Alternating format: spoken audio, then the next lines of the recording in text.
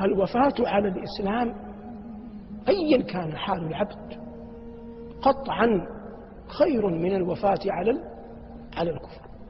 قد جاء في دعاء بعض الصالحين: اللهم إني أحبك وإن كنت أعصيك.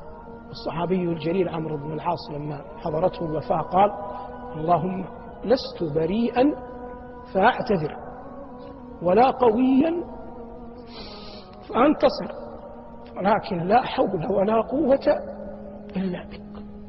إذا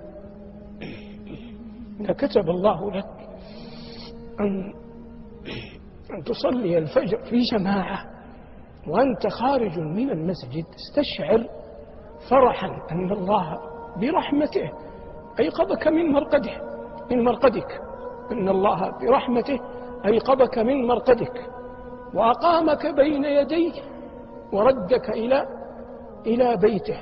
هؤلاء هم الذين يغبطون، والذين إذا أراد الله بهم خيرا ثبتهم على هذا وماتوا على الدين.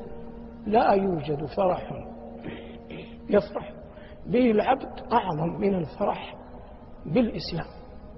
ومما لا يخفى على شريف علمكم أن العبد يحمد الله أن جعله من المسلمين.